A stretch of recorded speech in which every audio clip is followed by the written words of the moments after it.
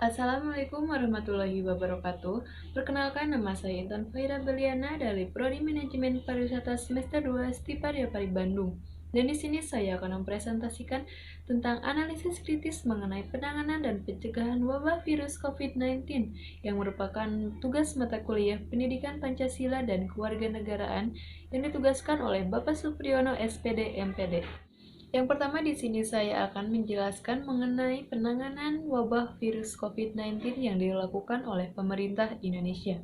Pemerintah Indonesia melakukan penanganan yang cukup cepat tanggap, yang dimana pemerintah langsung menangani masyarakat yang memang sudah positif terkena virus COVID-19.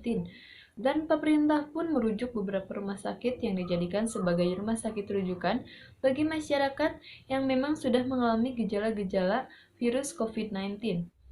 Dan untuk saat ini pun pemerintah menjadikan Wisma Atlet sebagai rumah sakit isolasi bagi pasien positif COVID-19.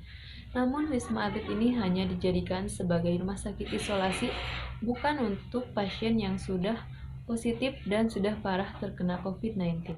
Selain itu juga, pemerintah menggunakan rumah sakit tua di ex-camp Vietnam di Pulau Galang, Batam, Kepulauan Riau, yang dijadikan sebagai rumah sakit khusus penanganan penyakit menular seperti COVID-19 ataupun virus corona. Namun, jika pemerintah akan membangun sebuah rumah sakit khusus untuk pasien corona, itu rasanya tidak akan efektif, karena untuk saat ini pun masyarakat di Indonesia yang sudah positif terkena COVID-19 itu sudah semakin bertambah banyak. Dengan semakin bertambah banyaknya pasien positif COVID-19, itu sebaiknya pemerintah tidak menjadikan seluruh rumah sakit menjadi rumah sakit rujukan bagi pasien COVID-19.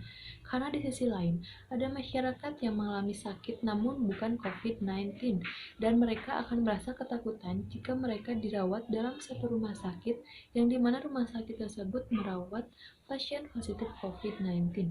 Yang kedua, mengenai pencegahan. Keputusan pemerintah yang menerapkan social distancing itu sangat baik, karena dengan dilakukannya social distancing di lingkungan masyarakat, itu dapat mencegah penularan yang sangat cepat di lingkungan masyarakat. Dan pemerintah pun menghimbau bagi seluruh masyarakat agar tetap di rumah saja. Untuk saat ini pemerintah Indonesia belum melakukan lockdown total di seluruh wilayah Indonesia.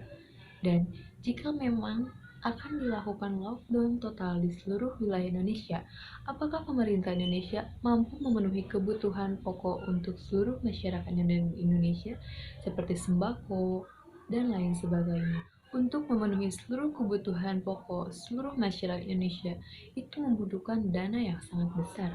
Dan seperti yang kita ketahui bahwa jumlah masyarakat Indonesia itu sangatlah banyak.